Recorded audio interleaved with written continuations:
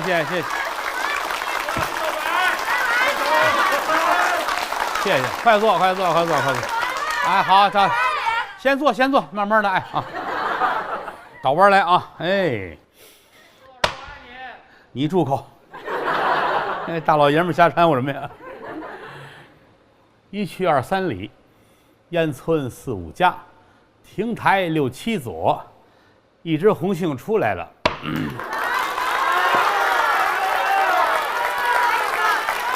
哎，不来了！这个过程太开心了啊！那就是你们哄我玩，我哄你们玩啊！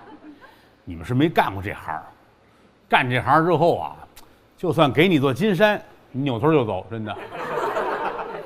这个做艺人这行，你过去老先生都说嘛，一个说相声，一个摆摊儿啊，做小买卖，只要干上这行之后，干别的不过瘾。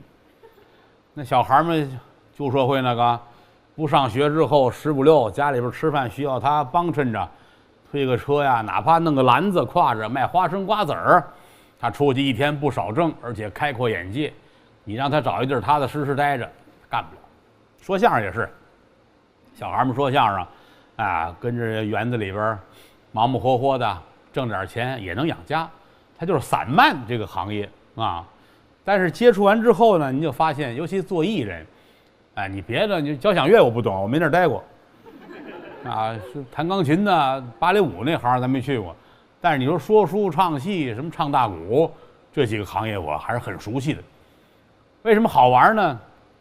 这个好玩其实是刨去台上之外，就这后台就很可爱。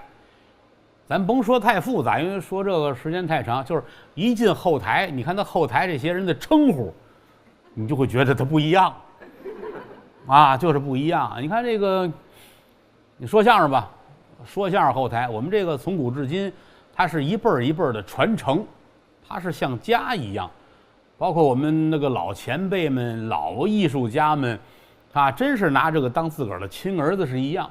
所以在相声后台，其实最多的他都是哟，我的儿啊，你怎样怎样，都是如此。你看当年我们那个东北相声前辈于世德先生，啊，上天津去看师傅，相声大王张寿臣，那一进门，人家张先生头句准是我的儿你可来了，他就是很亲。啊，那徒弟对老师呢，他也是就是无法表达这种爱意，所以大部分说相声跟师傅之间都是这个，哎，爸爸您吃这个吧，我的爹您干嘛呢？这个就是内部的特点。当然，这让其他行业看，人家看不惯。你那学珠算的那个，学会计那个，或者人家还纳闷，这怎么这叫爸爸？这是啊，你家里没有爸爸吗？你管他叫爸爸？我们这叫师徒父子。您不理解那没办法，您不是这行的呀，对不对？就是什么呢？不在一行，您不了解这个啊，可能人家难免会有些个疑义，但是不重要。唱戏这后台也是如此。你看京剧了吗？京班大戏，这后台啊，你瞧一个个的啊，端着小茶壶的，拿着杯的，夏天也围着围脖的都有啊，保护他的嗓子。喝一口，老这样。那个老师们、学生们，大伙儿一见面，相声，喊先生。京剧后台尊称人就是先生，但是一喊呢就喊连了，相声，这个打清朝就这样，啊，到现在其实也是如此，啊，你一进京剧后台都是这样，先生您给说说，先生这事儿如何说？这京剧后台。评戏就不一样，评戏后台是母系氏族，啊，很奇怪。你看我接触的虽说晚，我是80年代开始唱戏，评戏班我待过。评戏它是以旦角为主要的中坚力量，所以你看评剧那个剧啊，它好多故事啊，它没有说金刀铁马、朝廷上下，没有。它为什么竟是杨三眼告状啊、花为媒啊、什么小姑贤呐？就为什么这个戏呢？当然根本原因是因为评剧过去叫三小戏，小生、小旦、小丑，便宜。你上个皇上，你就得跟着4个太监、8个朝臣，这个麻烦。他这个戏呢，他省事儿，都是家不长里不短，后娘打孩子，婆婆虐待儿媳妇儿，她能跟观众有共鸣，她牢牢地掌握住了家庭妇女这个观众群。而且台上也省事，4、5个人开戏了，也唱3钟头，大哭大嚎，大开大合，观众们看着爱看。这是当年就是唱评戏的老艺人们聪明所在。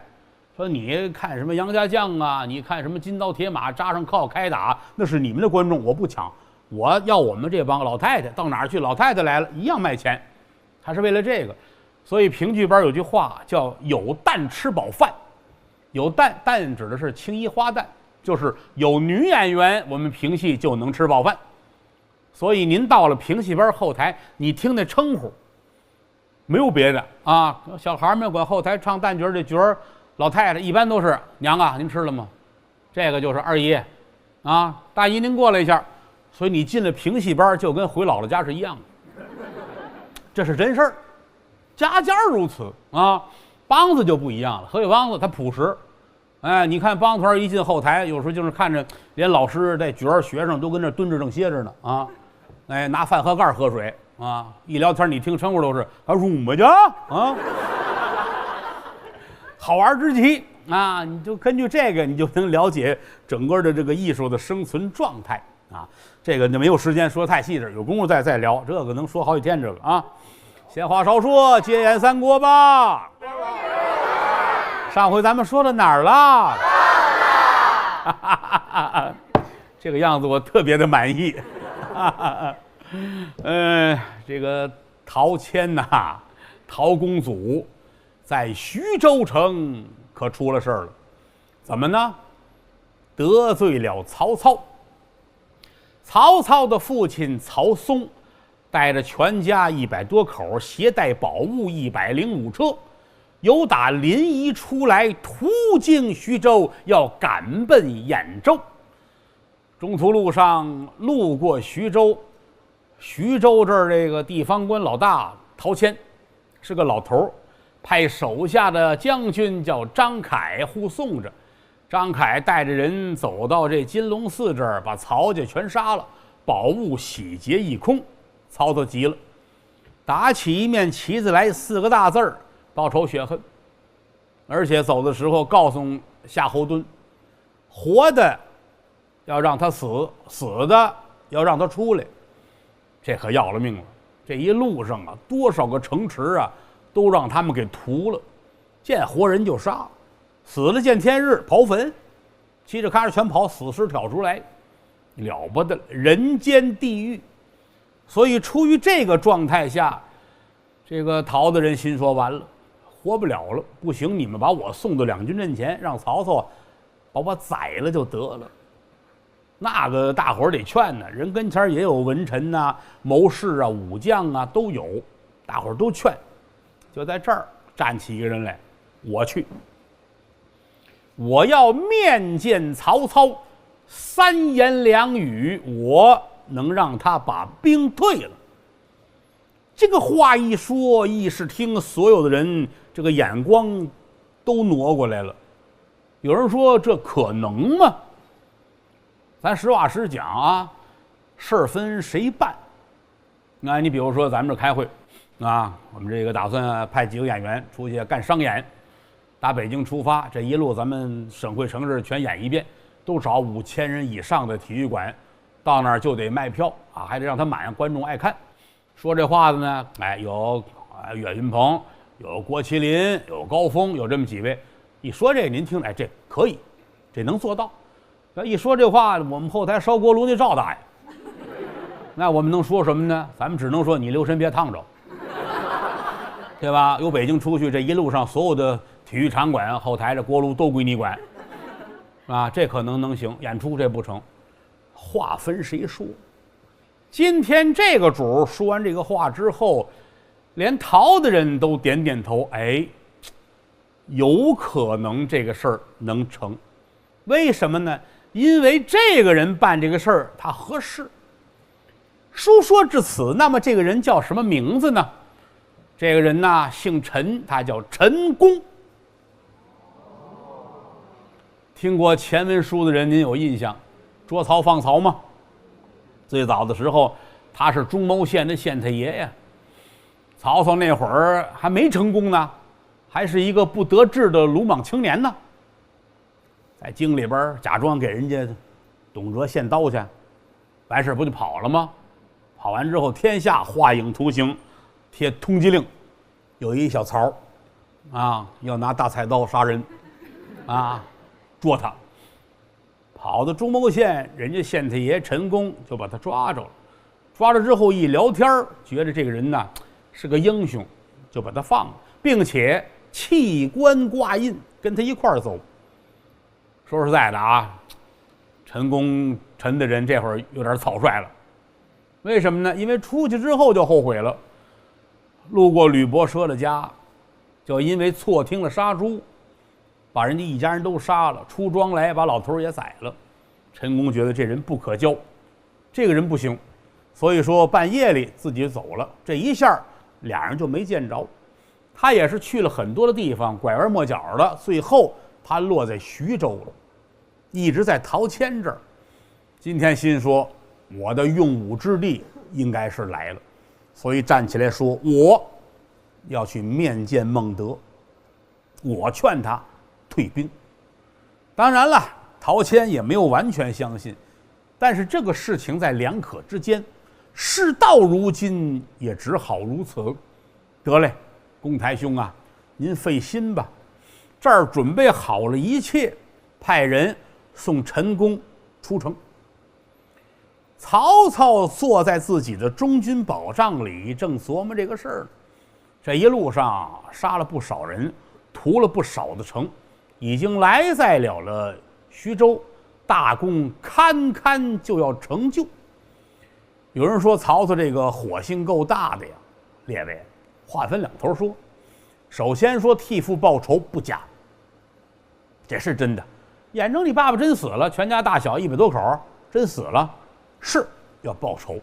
但是呢，还有一个目的，就是抢夺来了，抢地儿，抢钱。因为骨子里来说，他终归他是个军事家呀。不过这次呢，是给了一个非常好的借口。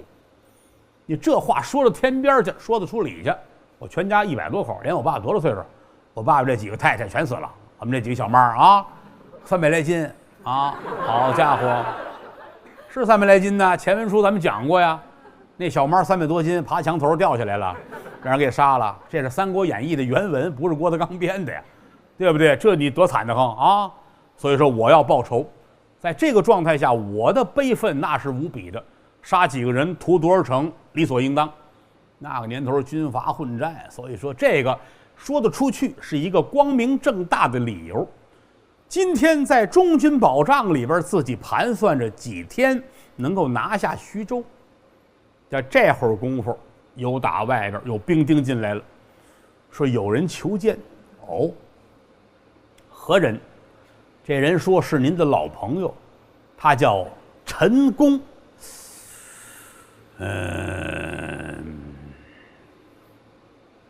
就略一打沉儿。怎么呢？就觉得有点矛盾。按说是好朋友，人家放了我一条命，否则的话，到现在我坟头的草得20多高了，是不是？但是呢，中途路上他不辞而别。这些年来，他那个状态我不太清楚，我已经是这样了。他来干嘛来的？想罢多时，有请。基本的礼节还是要有的。有打外边，陈宫进来了，曹孟德站起来了，哈哈哈哈哈哈！公台兄到此，未曾远迎啊！恕罪恕罪，岂敢岂敢！来得莽撞，您多多的海涵。哎呀，快坐快坐快坐！寒暄是需要的，这玩意儿不能一见面一薅脖领子。孙子，你那天干嘛去了？不行啊，那就不是他们这种干事的人了。坐吧，坐在这儿啊。曹操在这边，有人给端上茶来，问了问，这个一别这么长时间，阁下可好啊？啊，还算不错，也大概说了说我这些年来啊是怎么一个状况。现如今我在陶谦这儿安身立命。哦，曹操点了点头，心说我就知道你来是必有原因的啊，那就说呗，是吧？到此有何高见呢？没有功夫陪你聊闲天儿，你说吧，你明说吧。哎，孟德兄，此番大兵前来，我已尽知。哎，令孙曹侯被张凯择子陷害，实在令人可悲。怎奈此事与庶民何干？孟德兄，开天地之恩，饶了徐州父老吧。话说得很冠冕堂皇。听说了，你爸爸让人弄死了，是挺惨的。哎，你也闹这样吧哈，一路杀过来，是你爸爸这是张凯这挺混的哈，是得报仇。碍老百姓什么事了呢？对吧？再一个，差不多得了啊，您高个手吧，是这个意思。刚才曹操一直笑闷丝的瞧着，听完这些话呢，脸就耷拉下来了。公太兄，难道我一家100余口就白白丧命不成吗？他就把这搁前边，一定先拿这个咬着。100多口呢，说死就死了啊，钱不钱的不重要，说100来车东西可以不提，我爸爸的命要紧呢，是不是？这么话一说，陈公台心说要坏，我刚才那话等于白说。拿眼一打量，曹操这脸就耷拉下来了啊！哎，公台兄，若念旧日之交，留在营中为孟德出谋划策，如若不然的话，咱们就送客了。你别提这茬，你要找一工作在这上班，踏踏实实的，咱们好哥们儿。你要不愿意，对不起，1分钟我都不留你，是这个意思。陈宫那个主，他又是念书人，又是做官的人，这次来，咱实话实说，应句老话，修刀难入鞘，必须成功。不成功的话，这儿是待不了了，这儿待不了，回去也回不了了。回去跟陶大爷怎么交代呀？对吧？那是一城的生死问题。站起来了，还想再说，也说不出什么来了。今天的孟德也不是当年的曹操了，人家现在趁这么些个兵将啊，这个我再说没有意思了。这个脸上红一阵白一阵，一拱手，告辞，说声告辞，往外就走。曹操点了点头，保重，也没往外送。这段交情就算拉倒。陈宫打这儿出来之后，一直到了营盘外边，站在这儿愣了半天。哎，徐州也回不去了，天下之大，哪里是我存身之所呢？得了，信马由缰，走到哪儿算哪儿，就这么就下去了。到后文书啊，陈宫再出来白门楼的时候，再见曹操，那就是另一番景象了。他这儿走了之后，曹操坐在这儿还运气呢，把夏侯惇叫来。夏侯将军，我给你3天时间，打破徐州城啊！这个令下如山倒啊，3天还真不多。为什么呢？这个兵啊，已经把整个这个徐州围上了，叫等着呢啊！如果说不打，等一段时间，你们也完了，没吃的没喝的，你出不来呀，对吧？你是一潭死水。曹操在这儿等着，城里边怎么办呢？陶谦急得都不行了，陈公台去讲情去，没回来，估计这事儿就完了。要成不早成了吗？对不对呀？而且连等好几天，陈宫也没回来。就知道他脸上不好看，也不好意思回来再见我了，是不是？坐了自己这议事厅，长吁短叹。本来岁数就不小了，啊，身体状况也不是特别的好，坐这儿犯愁。旁边有一文官，他这个官叫从事，就是在他手下的文官。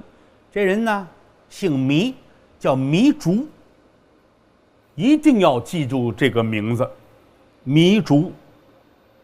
糜竺后来就是刘备身后的资本，因为他太有钱了，而且之后呢，他跟刘备呢还做了亲，也就是说，要没有他，其实是没有蜀汉江山的。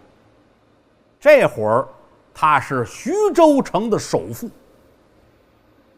跟陶谦关系也很好，就劝别着急。我能不着急吗？是，事到如今，咱们得想办法。你说有什么办法？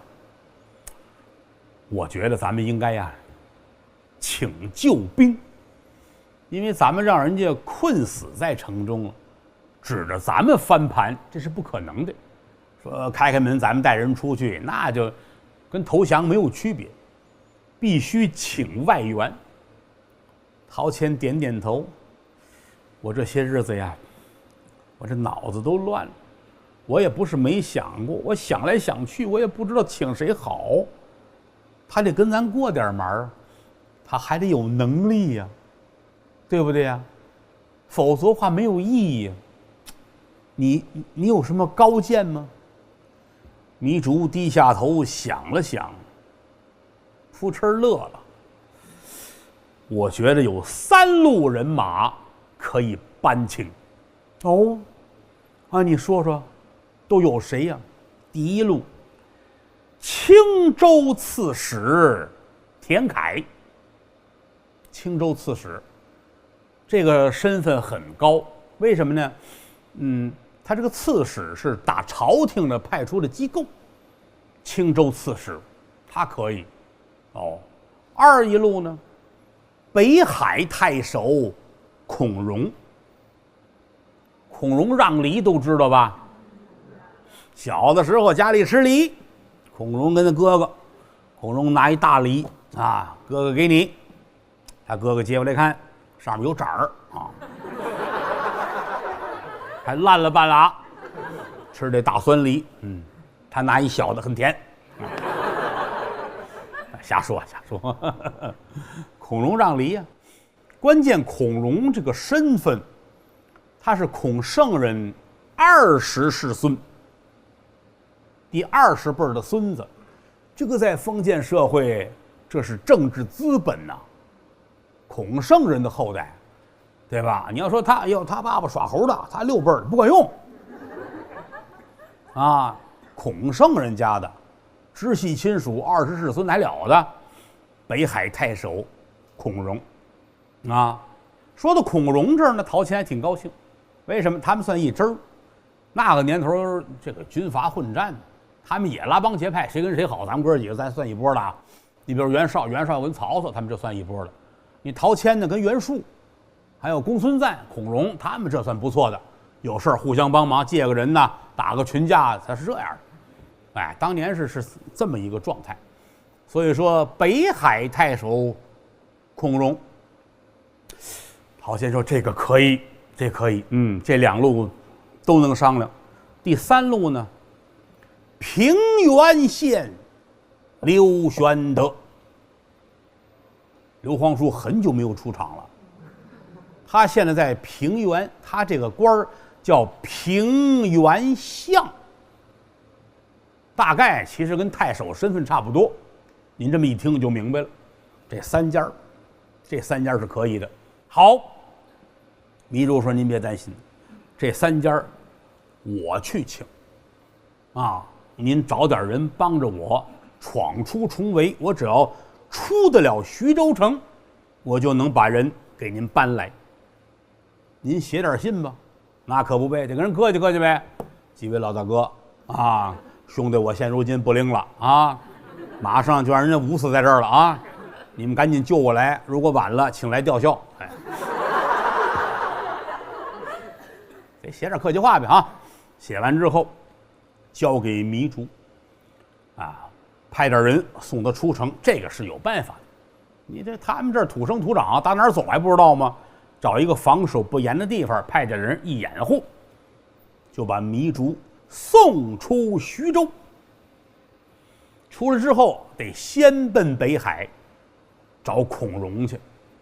他的势力最大，影响力也大，而且如果说孔融带着兵一来，天下一听，哎呦嚯，北海太守孔融，他都派兵去救了，那是代表着正义之师、圣人后代，他这个说辞就很高大上，所以先奔孔融这儿。来到这儿了啊，见孔融吧。什么事情？我这个太守啊，有个着急的事儿。我是打徐州来的，曹孟德带着兵把徐州城已经都围上了，兵似冰山，将似将海，水泄不通。我们这个徐州啊，危在旦夕。您看吧，这儿有一封信啊，请求支援。孔融接过来一看，信上还插着鸡毛呢啊！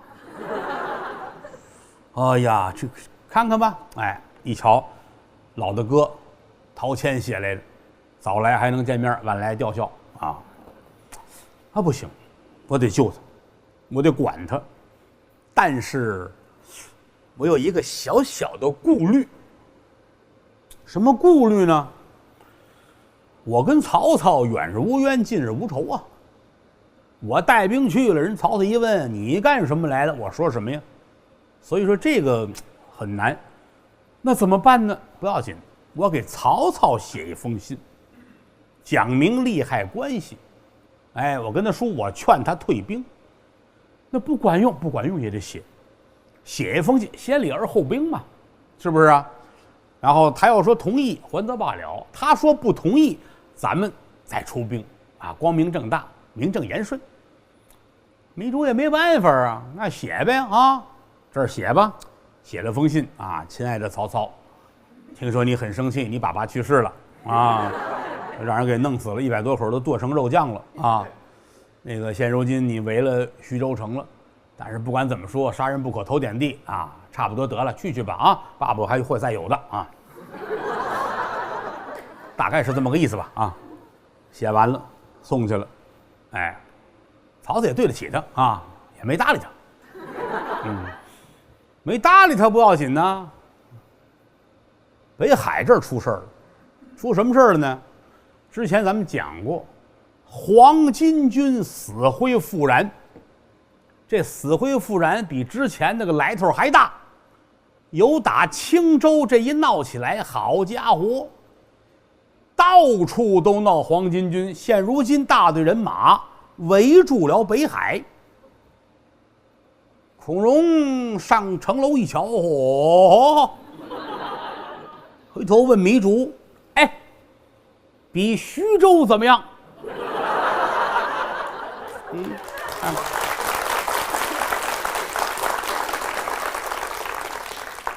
糜竺看了看，送我出城找人救你。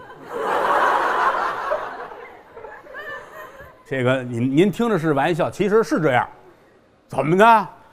好家伙！而且这个看着比徐州那个凶啊！曹操是正规部队，这得是起义军呐，这看着更凶恶了啊！糜竺发自肺腑的同情孔北海，你多保重，多保重。这个你必须得请求支援，你知道吗？那你看谁能救我呀？我给你找了3路人马。第一啊，青州刺史田楷，如果他没上徐州呢，就能上这儿来。第二个呢，徐州太守陶谦，他要不死就能上这儿来。第三呢，就是平原相刘玄德，啊，本来也应该上他那儿去一趟啊，让他跟你一块儿啊救徐州去啊。孔融说谁都行，来就行，你再不来我怎么办？这玩意儿是不是？那你能出城吗？糜竺说够呛，因为这儿我不熟，我是土生土长，我在徐州，我们那儿犄角旮旯哪胡同通哪我认识，我打那儿跑我好跑，您这儿我不知道，干脆这样啊，这个孔大人，我替你看这儿，你出城找救援好不好？孔融说不行，我还好些个礼没让呢。不行啊，那怎么办呢？孔融也没辙了，完了，叫天天不应，喊地地无言。难道说我孔北海就命丧在此处吗？很难受。就这会儿功夫，就听那个城外边就跟打雷似的喊了一声：“太！”孔的人休得惊慌，少要害怕，俺保驾来也。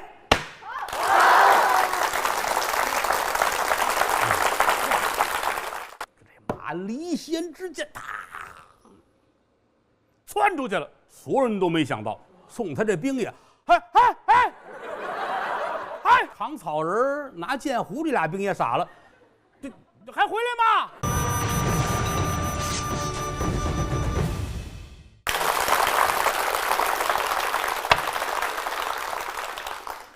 难，道德悬，不对知音不可谈。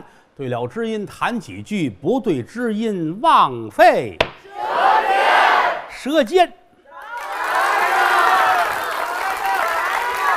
哎，不来啦！哎呀，你们有这条件，应该去报考我们的鼓曲社。有喜欢唱大鼓的吗？好好听吧啊。为什么要说不让学？太难了呀，太难了啊！尤其你现在德云鼓曲社最近招生，确实来了好多人啊。到今天你看了吗？他们跟我说网上报名的那个私信还有4000多人没看过来呢，啊，这玩意儿我很感慨。当然这4000多人最后真有10个人能学出来就了不得了。这行可不容易，就跟弹三弦似的。弹三弦这个行业，只要一练上，就是一辈子的事儿，啊，绑上指甲，天天坐在那儿，巴啷巴啷巴啷巴啷，天天得练你这骨头，练你的肌肉。说这边偷点懒儿，这不摁着了吗？小孩偷懒儿，把这头靠在墙上，省事儿，啊，老师看见就得骂。为什么呢？必须这样。你坐在台上，你这边没有墙，你这搁哪儿去？3分钟，你这胳膊酸了，对吧？你这琴这样了。三弦不是吉他呀，对不对呀？所以这个玩意儿偷不得懒儿。现在不好干就在这儿，啊，也没有什么人唱，没人唱呢，就没人弹。人学会弹弦，人伺候这去，跟着你不能吃饭，对吧？我们就不学弹的，没有弹的呢，也就没有唱的了；没有唱的呢，也就没有听的了；没有听的谁还学唱？没有唱的谁弹弦儿？它是个死循环。啊，所以我们开会时我说咱们得好好弄曲艺了，要不然就完了这行业，啊，当然这很苦，很苦。那个老师们的老太太抄起来都是70多80多，来了也都说，哎呀，不计较什么收入报酬，打小我们学这个，我们爱这个，有人愿意学，我们好好教啊。现在是赶上最后的一个尾巴了，这帮老头老太太要再没有了，或者教不了了，这行真完了。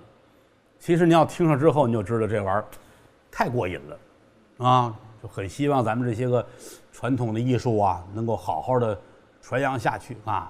各位呢也多捧多鼓励，逢这个曲艺的，你们在网上点开就多看一会儿，多听一会儿，完事多捧一捧他们啊，太好了，哎，太棒了啊！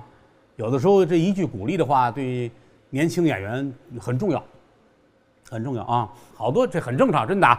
干我们这行，首先心态好，你心窄，你干不了这个，对吧？你看，就跟那些日子，我上哈尔滨做节目，人家雇一个大拦车接我，那网上真有人说，好，完了，这家伙要完了，他已经膨胀了，怎样？你要小心眼儿，你不就气死了吗？是不是？当然，咱也知道那车到现在我也叫不上名来，叫劳斯莱斯啊，这个不重要。另外，其实有的时候透过文字能看见内心，啊，这很正常啊。就跟岳云鹏似的，岳云鹏，哎呀，一天到晚的，现在也挺火。当年你看他落魄的时候，谁搭理他呀？现在红了，他都不敢回老家。他只要一回老家，走到村里边、县里头，后边经常过来一拍肩膀，不要说话，啊，我后边有朋友，我一扭头你就说你跟我是最好的哥们儿，你怎么弄？都拿你说事儿，对不对？你干这行难就难在这儿了，是不是？所以说，希望这个行业少一些个戾气，也希望大伙儿能多支持、多鼓励。万幸还有我啊，万幸。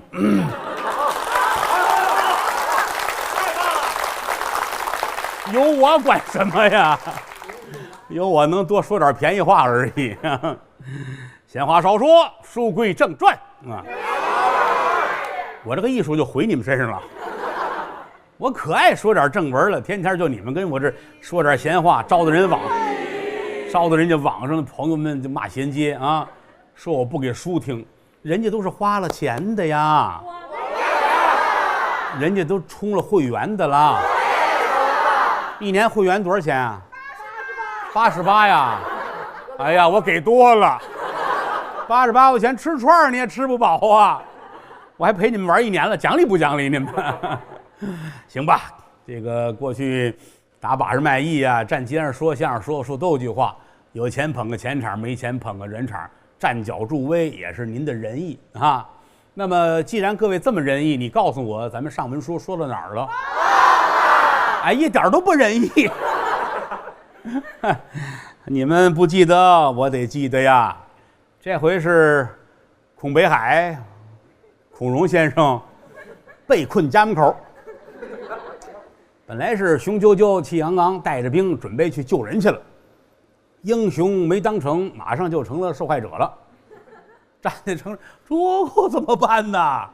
底下都是黄巾军呢，叫天天不应，喊地地无言。就这会儿功夫，就在这个城门外头城墙底下，有人大喊了一声：“哎，休得惊慌，少要害怕，俺救驾来了也！”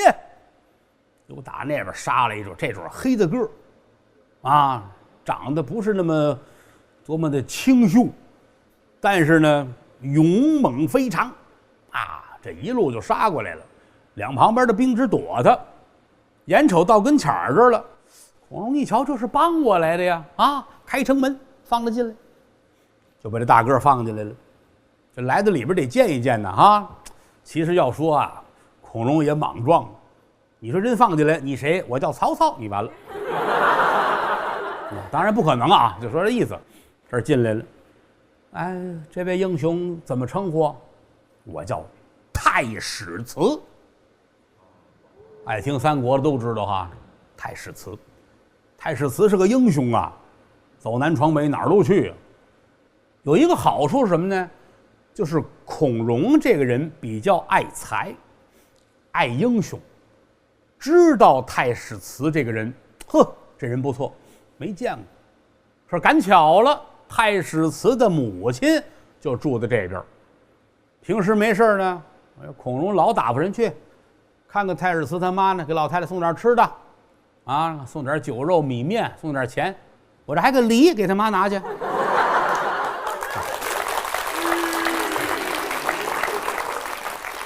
我们这一期应该找一个卖梨的植入赞助，在这搁一大梨啊，哎，然后一扫码你们就能买了啊，来不及了啊，因为孔太守的戏不多啊，所以说他对这老太太很好。太史慈一回来，老太太就说。人家又送吃的来了，孔大人对咱好，有机会你得好好谢谢人家。老娘总给他说这个，他心里就有数。那么这2天就听说了，说这儿啊被黄巾军围困，我得去，我得救人。他是报恩的心态，这么着，这才单枪匹马闯入了城池。把这话都说完之后，孔融挺高兴，但高兴说高兴没有意义。你不该来呀！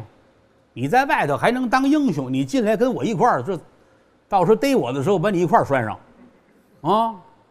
你闯进来干嘛呢？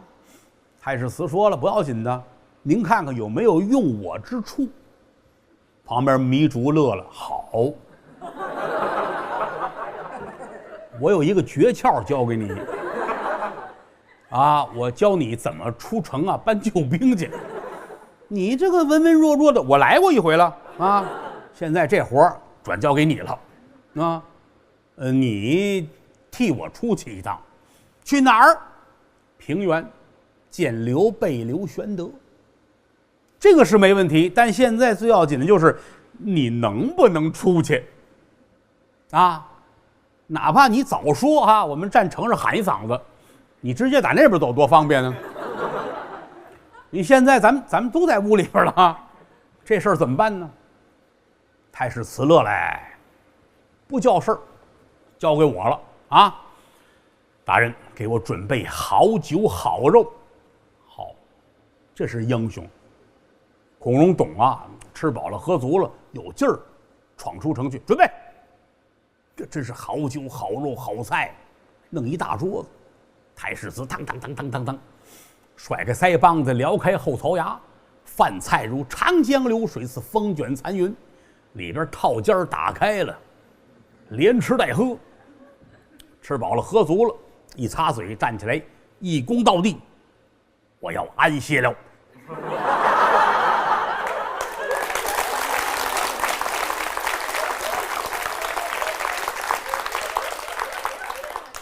找一个屋睡觉去了，躺下就着，这呼噜震天震地，啊！孔融坐在这儿，糜竺坐在那儿，俩人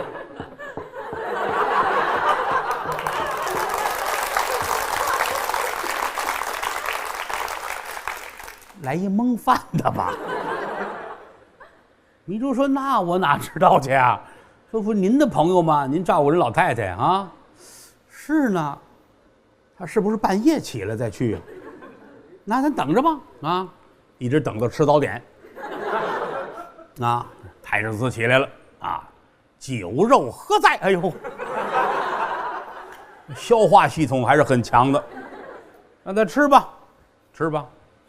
又吃了一顿，吃完了坐这儿沏着茶，喝聊闲天儿。啊，这两位困得都不行了。啊。也不好意思说别的，赶等着现在说钟点儿，上午9点来钟，太史慈站起来了，给我找2个军卒。啊！孔融、糜竺，你看看我，我看看你，要2军卒，这是要开始行动了。好，给安排2个。太史慈站起来，一躬到地。告我辞了，都不等你们说啊，扭头往外就走，噔噔噔噔噔噔，2兵卒就跟着。孔融坐在这儿，哎呀，老天保佑啊，希望他能够成功。来人呐，跟着他去，给他开城门去。是啊，太史慈出来，骑上马，2兵卒跟着他，他都安排了。让2兵卒给他扛着东西，扛什么呢？一个稻草人，那个呢背着箭壶，箭壶啊就是装弓箭的那个家伙叫箭壶，啊，跟我走，骑着马哗啦哗啦，到城门口这儿开门。这会儿按说是不能开门的，你开门万一贼兵进来呢？好在呢有孔融的话。给他开，这还2队兵丁要掩护他。门一开，2队兵丁先出去了，后边又跑出去那2个军卒，最后才是太史慈。城外边是黄巾军呢，开门了，开门了，城门开了呀，不知干嘛，准备。一瞧这城门开了，跑出来2队军卒，这2队军卒是雁别翅排开，出来分2边站着。没有要过来的意思，咱先看看呗。黄巾军人也不动，看着。又打里边出来俩军卒，这俩军卒呢，有一个往前跑，噔噔噔噔噔噔，跑到前边来，把扛这草人嘡立在地上，就闪在边上去了。那边还有一军卒呢，抱着剑壶呢，马上坐着一黑大个太史慈，打身上把这弓摘下来了，地上这小兵抽剑递给他，拿过来搭这扣上，目标就瞄准这草人，啪啪啪，把这一箭胡子全射了啊！一扭身骑着马，嘡嘡嘡嘡嘡嘡回城了。俩兵卒过去，那一扛草人扭头走，啊，门口这2队兵丁，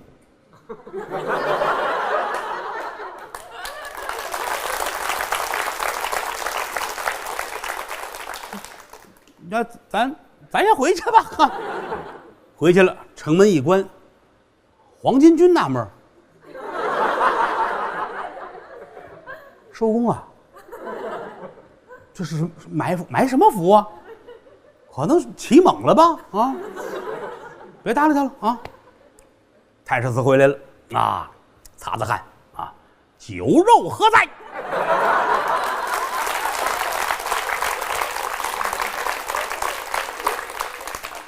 带上他一吃，连吃带喝啊，一擦嘴，往那屋一躺，这呼噜呼哈呼哈。天一黑起来吃饭。啊，1天3顿啊，连吃带喝，满不耽误。孔融在屋都听说了，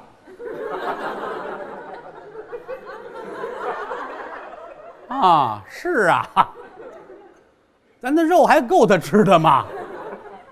反正就是这么回事啊。哦，这个糜先生，你看，糜竺看看，兵不厌诈吧？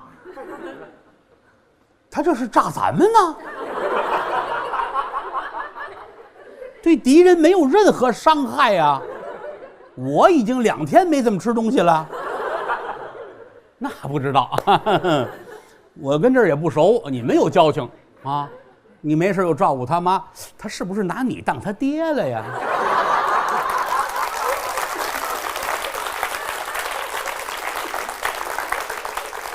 你们没想到三国能说成这样是吧？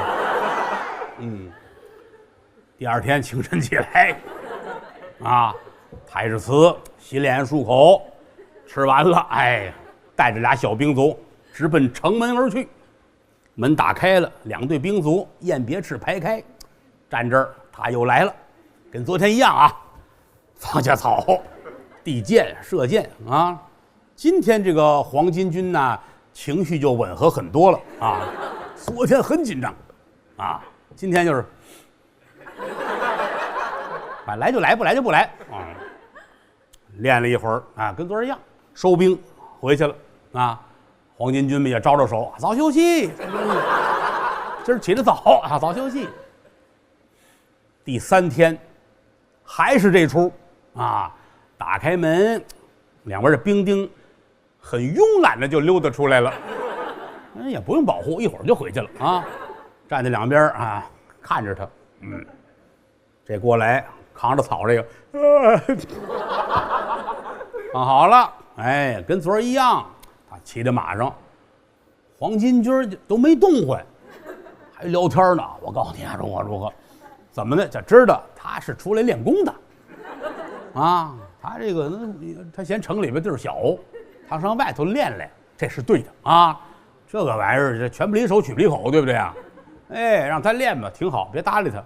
大伙儿聊天哎，他骑在马上，猛然间马上加鞭，啪啪啪，这马离弦之箭，啪，窜出去了。所有人都没想到，送他这兵也，哎，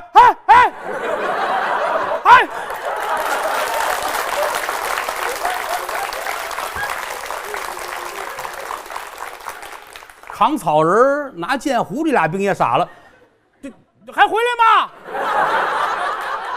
啊，这怎么办呢？啊，不知道，他没说呀。啊，要不先回去吧？啊，还冲黄巾军招着手。就是黄巾军这帮，你们也没想到啊。啊。回来了，关上门，整个世界安定下来了。他跑出去送信去了。城里边，孔融一听，哎呀，好饭了，好饭了啊！太史慈真乃英雄也。等消息呗。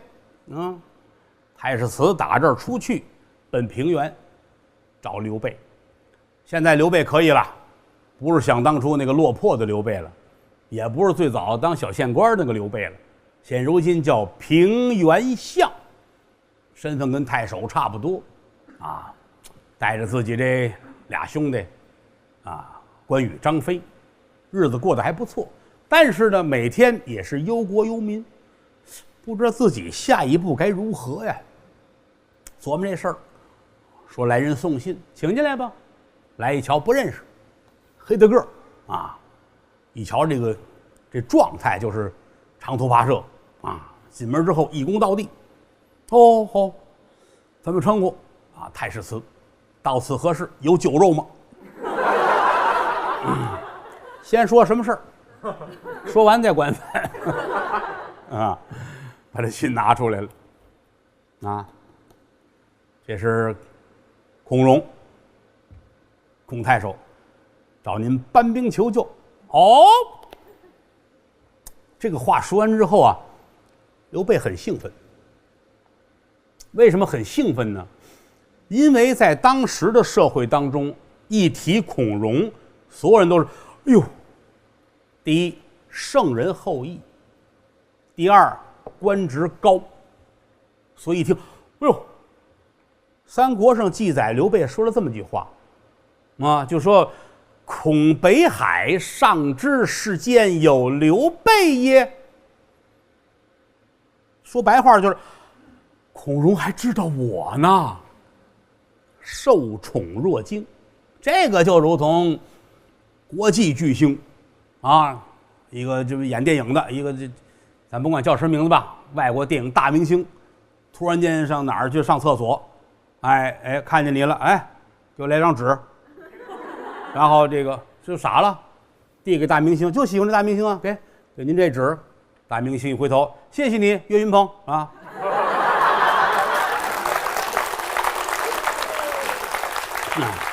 你就能明白那个状态。啊，你追了半辈儿星，他认识你，这太棒了，这个啊，刘备很开心呐，这个必须得去。啊，孔融还知道我呢，别看他没给过我梨吃啊，我们可是没少听过他这个故事啊。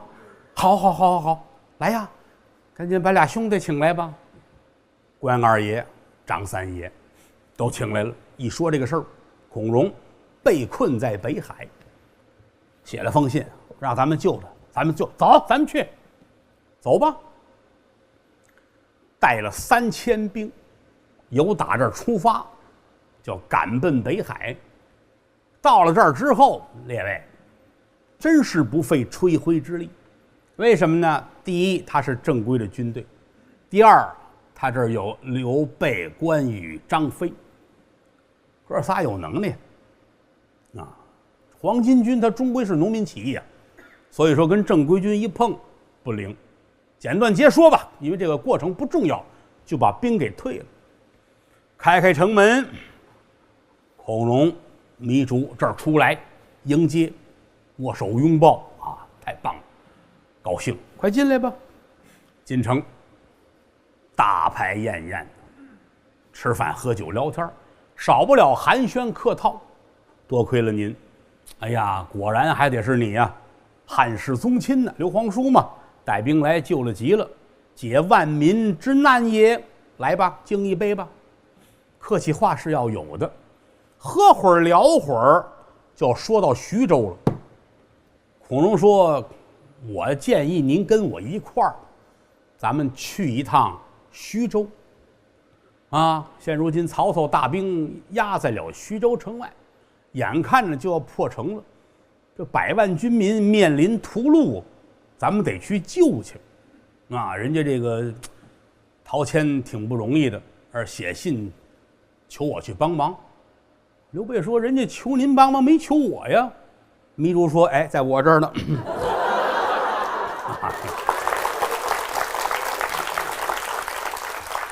少跑一趟，要不然这活是我的啊。这没想到您自个儿上家来了，哈哈，您看看吧啊，这个信在这儿。哦，这儿接过来一看，果然啊，写得很客气吧，就是搬兵求救。哎，刘备沉吟了一下，孔融就看出来了，啊，那意思就是不太愿意去。为什么呢？刘备说也不是不愿意去，兵微将寡呀，说我这人太少。你看您这儿这个忙好帮，您这简单，真上那儿跟曹操打去，这有点含糊啊。哎呀，刚夸您汉室宗亲，难道说宣德公独不仗义吗？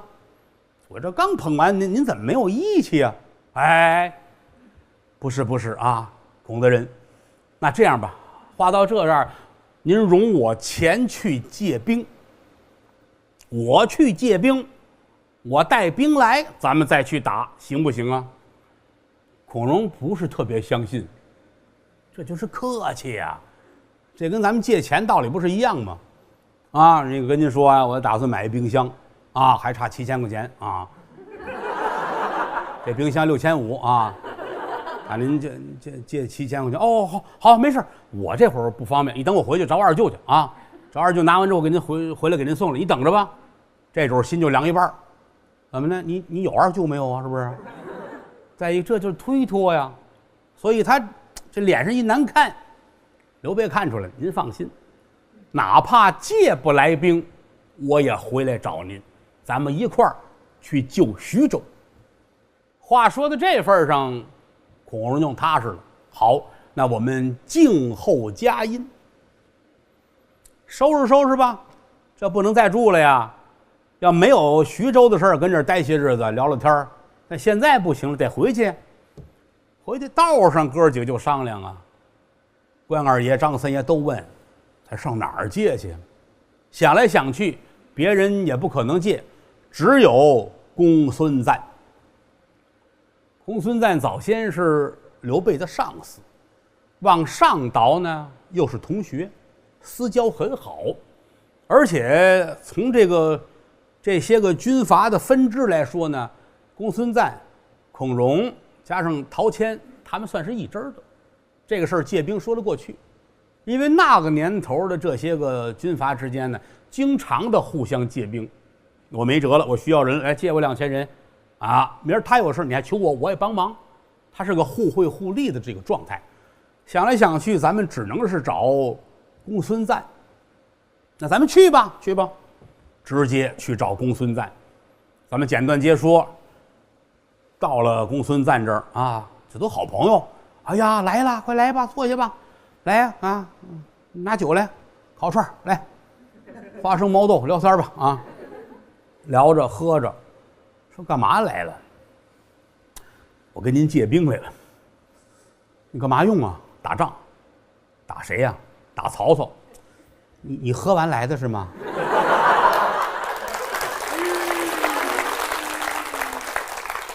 曹操跟你无冤无仇啊，而且他势力那么大，打他这大老远的打他，这不是疯了吗？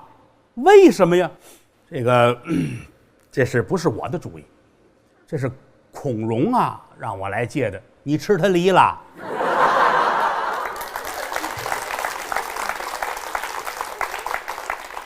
这公孙瓒说话比说相声还损。当然原文人不能那么说啊，我是弄得尽量通俗一点啊。你吃他梨了是怎么着？你为什么要帮他？不是啊，我跟您这么说，只皆因曹操兵困徐州，他没有办法了，陶谦派人来找帮忙的。头一站呢，他就找到了孔北海，没想到黄巾造反，就把北海给围了。围了之后呢，他派人找我来，我带着弟兄们，带着3000人到他那儿去，到那儿解了北海之围。酒席宴前，他跟我说的，他说希望我跟一块儿去。赶巧了，糜竺在那儿，糜竺还带着一封信，第2封信就给我的。我也是觉得应该帮这个忙，酒席宴前我就答应了。怎奈兵微将寡，我这能力不够，想来想去，只得上您这儿来。咱们家这儿有人，你借给我3000兵，啊，好借好还，再借不难，行不行？哎呀，要本心来说，公孙瓒不愿意借。你好好的兵借给别人，有个损失算谁的呀？但是交情在这儿了。喝了口酒，行吧，啊，你要3000兵，我就给你3000兵。今天晚上好好的休息，赶等明天清晨起来，我陪你到教军场前去点兵。好嘞，那我就谢谢您。嗨，行了，咱们这哥们儿别客气了啊。行了，吃饱喝足了，当天晚上该睡觉睡觉。次日清晨起来，刘关张跟公孙瓒一起就来在了教军场。来到这儿一瞧，公孙瓒真不错，都给挑好兵啊，挑有样的。一看这7、80的，这就算了啊！你带岁数太大，牙也没有，到时候吃饭也不方便，这不要。摘精兵良将，挑够了3000人。刘玄德很高兴，就这么一回头，就在那儿站着一员小将，银盔银甲，往这一站，八面的威风。哎，我不光借兵，我还要借这员小将。公孙瓒一回头，哦吼，你要借赵云吗？